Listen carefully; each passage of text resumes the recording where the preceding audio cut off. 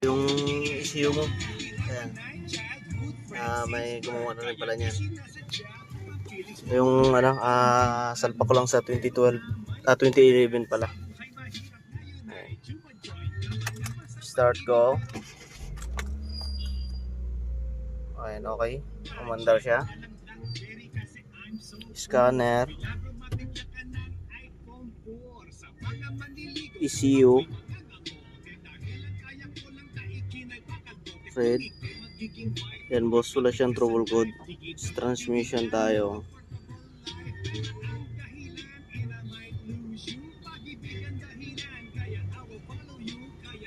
No trouble code din.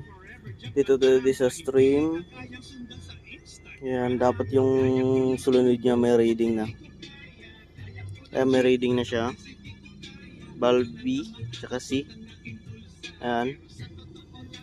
So, try natin i-cambio kung wala nang kaldag. Reverse. Ayan, naka-reverse. Ayan, reverse yan. Wala nang kaldag. Neutral. Drive. Wala na rin, okay na. Ayan, ECU. Balik natin. Reverse. Ayan, wala na.